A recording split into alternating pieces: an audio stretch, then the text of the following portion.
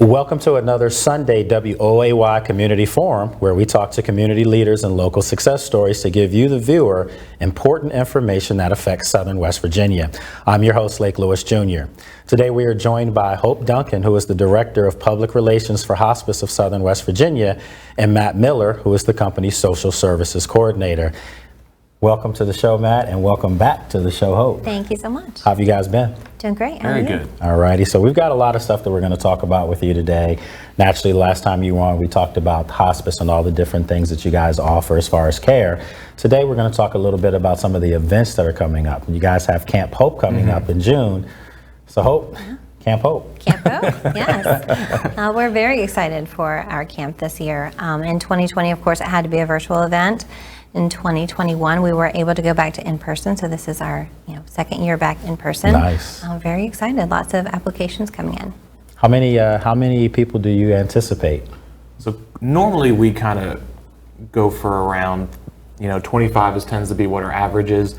This year, actually, I think we should be expecting a little bit more than 25. Nice. I think it's helped that we've been able to get the word out a little bit more this year, and been able to take time to do things like this to make sure that everybody in the counties that we serve is aware that Camp Hope is going on, and when we're having it and where we're having it. So I think that's definitely helped. Well, that's important. Obviously, the dates are in June. Was it the 13th and It's June 14th, June 15th, 14th and 16th. and 16th. And where is that going to be located at? It is actually going to be at the Glade Springs Resort. They're actually were nice enough to let us use a couple different things that they have offered there.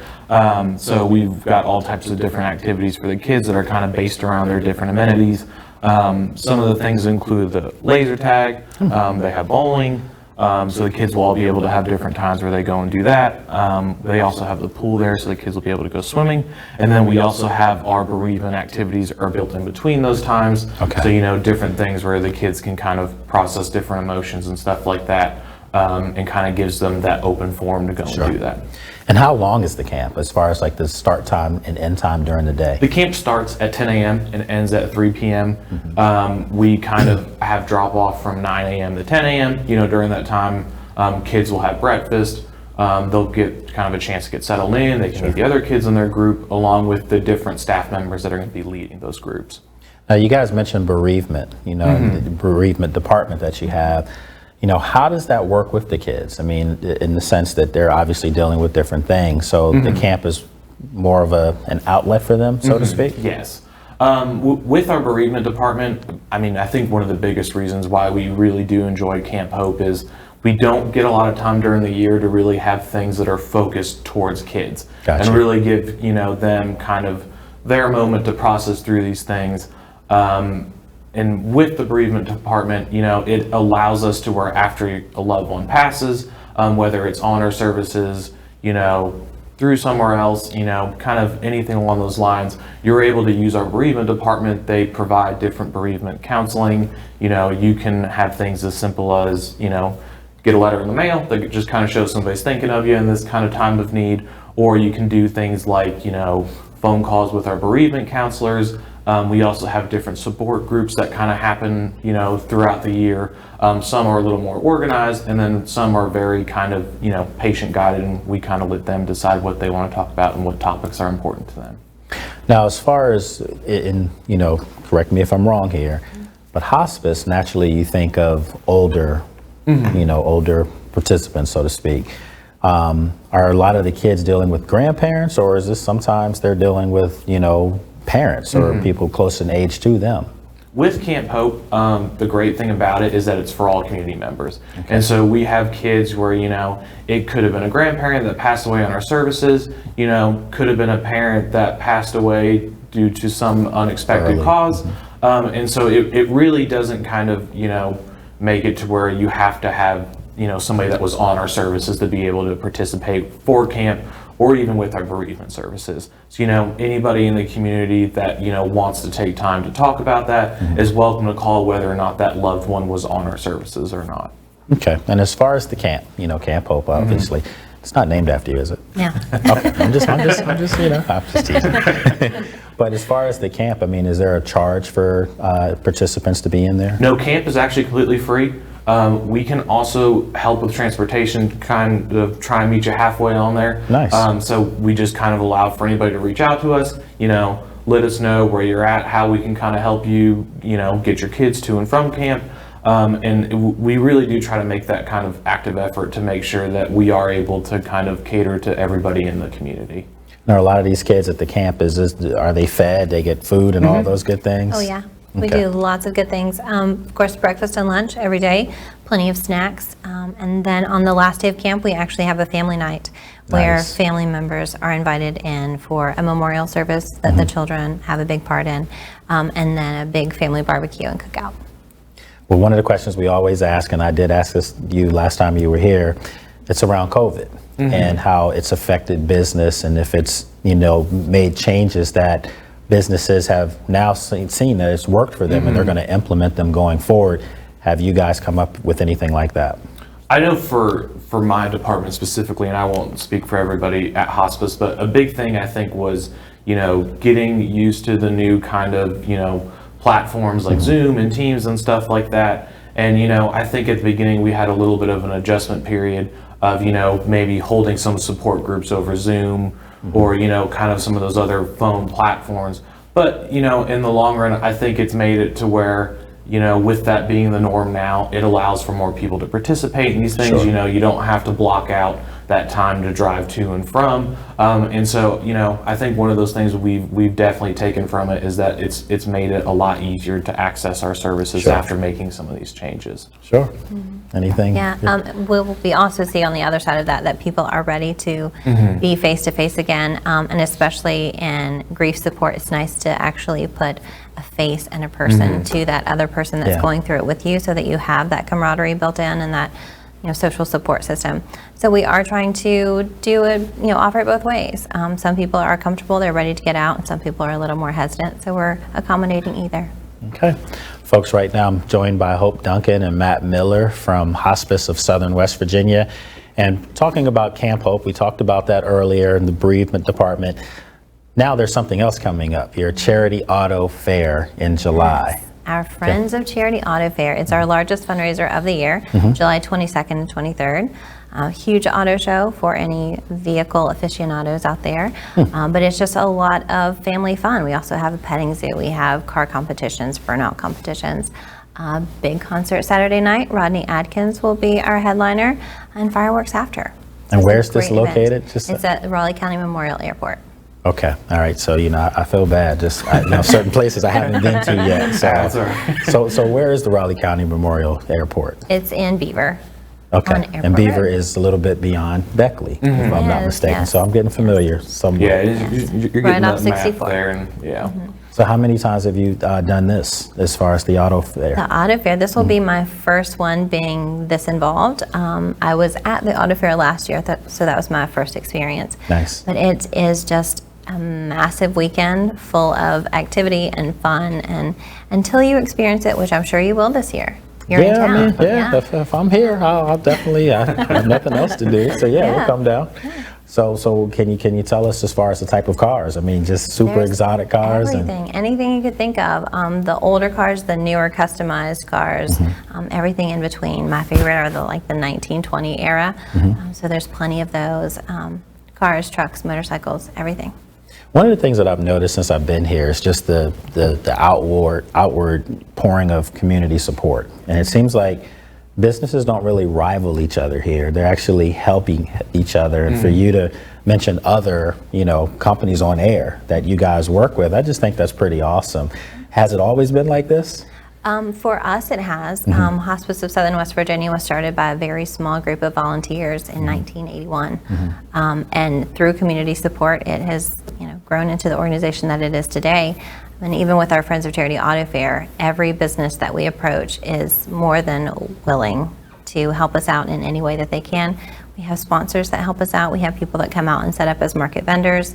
It's just a great time to come together. So we're talking about a lot of the events and stuff. When we come back for the second half of today's show, we'll talk about hospice. We'll talk about the many things that you guys do offer. I think it's, definitely since you're here, we definitely want to talk about that as well. I did want to ask you something too, as far as the kids. Do they like coming to the auto show at all? Oh yeah, they do. We have Batman and the Batmobile that come every year. Oh wow. He is a Okay. huge draw. Okay. Yeah. So that's something big. That's Well, their favorite car. Have you covered this yet? This will actually be my first auto fair that I've done, so Okay. I'm gonna have to kind of get my feet wet this year. I'm sure you're looking forward to it. I am, very excited for it. So it'll be nice to kind of, I think that's the great thing about hospices. We do have a lot of these events to where you can kind of get out and about. You're not kind of cooped up. You can really Sure. participate with the community, which we've always really enjoyed. So. And this is a tight-knit community as well, so Yes. I mean, everything goes hand in hand. I did want to ask you guys too, before we wrap up and go to our break, how do you guys interact with each other? I mean, because a lot of times, we'll have one person come out, that represents a company, and then sometimes when we have two, it's just really cool to see, each person has their own lane, but at the same time, you guys are driving together. So how do you guys interact, you think? It's really nice. I've spent many years in larger organizations that were corporate. And while we are technically a large organization, it still feels very small. We have a board of directors, a 15-member board of directors, but every decision is made in-house with the input of everyone that it involves. Nice. So it's a great atmosphere. It's a great culture. So before we go, I want to let you guys plug, and we'll do this at the end of the show as well, but can you plug your website, social media, anything where our viewers right now who are interested can actually reach out to you guys, and you can look right into that camera. Okay. So for general information on Hospice of Southern West Virginia, that website is hospiceofsouthernwv.org. For the auto fair, it's wvautofair.com. Social medias are Hospice of Southern WV. All right, folks, so we're going to take a break, and when we come back, we'll have more with Hope Duncan and also Mr. Matt Miller from Southern West Virginia, from Hospice of Southern West Virginia, and we'll be back here on another Sunday WOAY Community Forum. Welcome back, everyone, here to another WOAY Community Forum. This is the second half of our show today, and we're joined by Hospice of Southern West Virginia's Hope Duncan, who is the Director of Public Relations, as well as Matt Miller, who's also the company's Social Services Coordinator. And in the first half, we talked about, Camp Hope. Not your name, but Camp Hope. Yeah. And, I wanted to get a little bit more into that as far as like, what's the why for Camp Hope? How did that start, and what's Camp Hope all about? I think really with Camp Hope, what we've kind of, I think over the years has kind of developed into is that I think the why is really because of the kids, and really having time that's, it's about them, and it's not necessarily because, when you have somebody pass, there's a lot of different distractions around, there's a lot of pieces that kind of have to be tended to. Sure. And, a lot of times you kind of find, even with personal experiences, that sometimes, you have family members that, might not get as much attention during that time, might not have that, piece where they can kind of process the different feelings that they have about it. And I think Camp Hope kind of, allows them to press pause and, take time to go through those different things. And, a lot of kids also enjoy that, sometimes some time has gone by since that loved one has passed away. So, you kind of have a grasp on things, and you're not really dealing with that gut reaction emotion anymore. You can really kind of focus down on like what exactly you want to talk about and what affects you on a day-to-day basis. Well, they also are allowed to be kids at the same time, channel their energy in a different way where they can play or do something to kind of take their mind off of it. I did want to ask you though, what happens in, I'm not sure if it's happened before, but where there's a kid that they have pent up so much emotion that during the camp, the emotion comes out. I mean, is that something that you do see a lot? Yeah, I mean, you kind of have, each kid is very unique with it, when you kind of have more of those outward emotions, we have the kids, they'll kind of get different things like supplies in their backpack, where some of those things allow them to kind of use, basic coping skills, like, you might have a stress ball in there, box of tissues, small things like that kind of allow you to maybe distract yourself from it a little bit. The great part about it is that, we probably have almost every single department participates in Camp Hope. And so we have a lot of different voices that, the kids can talk to. We have, gosh, I can't even think of all the different, areas that we kind of have, people serve, but also, our own staff members come from that area. So whatever the situation, there's a specialty, a person has a specialty at that. And we kind of have, all those, different members, kind of give their 2 cents on things. Sometimes the kids might find that there's a certain staff member at camp, that, they find themselves, can share with a little bit more, able to talk to a little bit easier. And so we really just kind of allow them to, work through it however they deem best. And, sometimes it might be something to where we might have to, do an activity a little bit longer, or maybe move on to the next one a little bit quicker. We just kind of let the kids deem what they find appropriate for it. How often do you guys find other kids? And I'm sorry, Hope, go ahead. Go ahead. No, go ahead. I was just going to jump right in. Yeah, sure. One of the things that we did find in our bereavement department is that when we do offer services for our family members of patients for those 13 months after their loved one has passed, that there was, that starts at 18 and up is who that program is available for.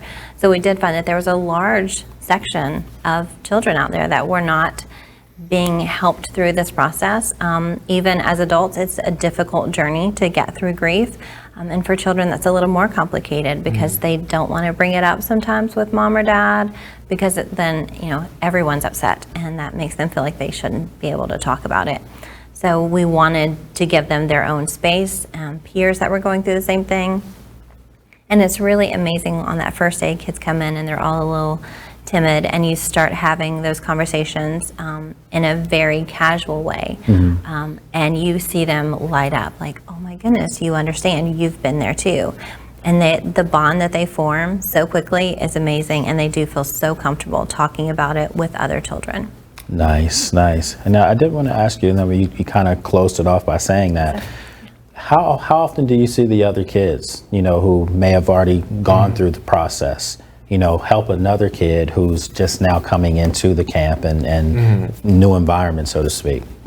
This will actually be my first camp this year. I know in the years past, you kind of get the whole range of age groups, and sometimes I think last year we had kids as old as 17 years old, and they kind of find themselves being a good example for maybe some of the younger kids in the group, and so on and so forth. And I think you kind of have that one kid a lot of times as kind of your icebreaker, who's a little bit more open about sharing, and then that kind of helps open the door for all the rest of the kids of that, like, this is a safe space to do this. Nice. This is a judgment-free zone. You're welcome to kind of share whatever you find that you wanted to talk about.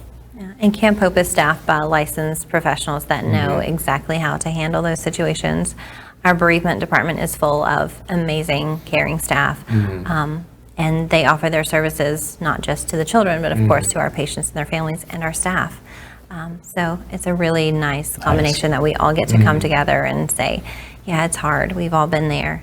So how can we help you? I think we're always very thankful too that we always have lots of volunteers from other agencies, other businesses that always love to help out. Even we've had mental health professionals from different agencies in the communities, from different nonprofits, and we always love to have all the extra help around. That's something we always look forward to, is having those outside volunteers come in and kind of provide whatever they find their expertise to be, and provide that for the children at camp. Well, one of the things too that I think is important for our viewing audience to know is that they don't have to have specifically a loved one that's with you guys. I mean, you guys work in the community, and you will help anyone that's in need of bereavement. Absolutely.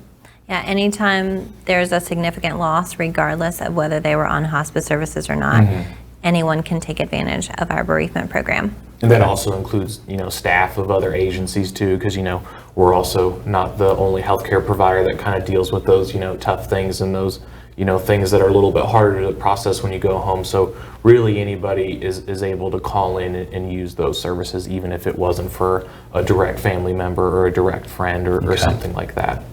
And Hospice of Southern West Virginia is not just in Beckley. That's obviously where your headquarters are, but you guys are in 4 counties. We are. Can you tell our audience about that? We are in Raleigh, Fayette, Summers, and Wyoming counties. Okay, so all the surrounding counties, which is our viewing audience right here. So good stuff.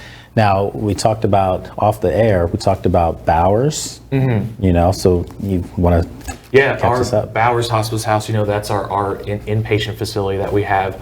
It's really kind of great that, that's another piece of the puzzle that we've had that really the community has kind of helped come together to really make what we think is a great place.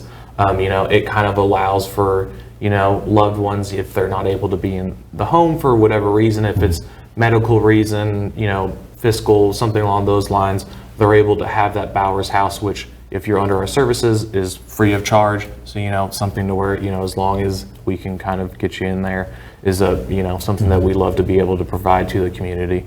Can you tell us as far as the services that are at Bowers House? I mean, like as far as the type of, things that people will be able to experience there? Absolutely. Sorry. Oh, no, it's okay. Of course, a lot of people use it for end-of-life care. Either they are not comfortable passing at home, or they choose not to pass at home, or they just don't want to put that on their family members. A lot of people don't want to add to any additional grief. So we do provide end-of-life services, but we also provide respite. Caregiving is very difficult work. It's, quite challenging to take care of someone else if you're not taking care of yourself. So we do offer respite services to our patients so that the family can take a break, or if something happens and they need to go out of town very quickly, or if they need medical care themselves, then we're there to take care of the patient for them. And then it's also for emergency use, acute pain crisis, things like that they can't get handled at home and under control. They can come to us, stay for a couple of days, let us get them comfortable again, and then they can go back home. Nice. And I think the thing I've always loved about hospice is, whether you do home base or you're in Bowers House, whatever, entity of hospice services that you're using, you still get the same medical professionals, and whether that's nurses, social workers, the nurse practitioner piece, everything that kind of goes along with it. So I've always kind of felt like that we've really been able to kind of meet people wherever they find is best for them, whether that's at home or with us at the Bowers House. That actually was something I was just about to ask you guys is, do you guys work closely with people, their personal doctors and anything of that nature? Yes, any patient can choose to have their own family physician follow them through hospice services. Some physicians are not comfortable with that. They feel like that's a little bit, more in depth than they choose to do. So we do have a medical director on staff who follows any other patients. Nice. I mean, just the stuff that you guys are doing, it's, pretty remarkable. As far as being a community leader, and what you're doing, I mean, you pretty much, I'm not putting you guys on the spot, but I would say you're pretty much unrivaled, actually, from what I've seen. How does that make you guys feel in the community? I mean, as far as knowing how big of a role that you guys play in people's lives. For me personally, it's a huge honor to be able to be there for someone in their last moments, in their most vulnerable moments. We have a tremendous staff. Everyone that works for us has a huge heart for hospice and for our patients. And it's just a matter of, our organization was built by the community, so we feel it is our duty to serve the community the best way that we can. Nice. So, and obviously the events that, you guys have on the horizon, those are the things that show you how big you guys are in the community. I want to get back to the kids real quick. Do you find that you have kids that go through, this process of losing a loved one, and as they get older, they keep in touch with you guys? We have children that want to come back year after year. So I think that speaks very highly of what they take home from Camp Hope, what they were able to get out of the experience. Okay, so you guys are not just helping, short term, but you're helping long term, which is really important, as people go through these processes. So once again, real quick, I'm going to let you guys plug your social media one more time, because a lot of people come on here and they don't talk about their social media, but that's the way of the world right now. Yeah, so you guys, give you one more chance to plug your social media. Okay, it's hospiceofsouthernwv.org, or on all the social media sites, Hospice of Southern WV. All right, so I'm going to have to follow you guys on there. Absolutely. You got to follow back, though. Yeah. Got to follow back. Okay, we will. All right, and so real quick, the other event that's coming up in July, do you guys have anything that's going to lead into the fall? We do. We have lots of fundraising activities. Of course, Friends of Charity Auto Fair is our largest fundraiser of the year. But Sewell Mountain Sailing Association here in Fayette County, they put on a sailing regatta for us every summer at Summersville Lake. I'll do that. That is beautiful. It is beautiful. Last year was the first time I had been able to experience it. And until you see that many sailboats on Summersville Lake, it's something you have to see to believe. It's absolutely beautiful. Wow. And they do that for us. They ask for nothing other than for us to show up and have a good time. They just believe in our mission and want to help us further that. So we are extremely appreciative and thankful for So that. you gotta make sure I remember Okay. the dates for that. Obviously, it sounds like it's a fun all-day event. Yes. It's on over the weekend. I would It's in take August. it in August. Yes. I gotta see if I'm here. But if I'm here, I'm definitely gonna do that. Look, I obviously appreciate you guys coming out. It's your second time coming out, first time coming out. You're more than welcome to come back. Awesome, thank you. Let's have you come back as the camps and stuff get closer to those dates, and we'll remind people and have you back on. And then also, you know, we'd like to do a story. Obviously, we've done a couple stories for the news for you, but we do want to do some new stuff with you guys as well. So Absolutely. it's an honor for you to come on Yeah, every time you've been absolutely. We here. love it. Okay. Thank you. All righty. So about 30 seconds or so. Website and phone numbers, anything that you can let our viewing audience know if they want to reach out to you. Telephone number is 304-255-6404. You can call that number for registration for Camp Hope or for general information. The website is hospiceofsouthernwv.org. All right. So Hope Duncan, Matt Miller, appreciate you guys joining us today. Have a great one. Thank you. Okay. All right. We're going to wrap it up today on our WOAY Community Forum. Have a great Sunday.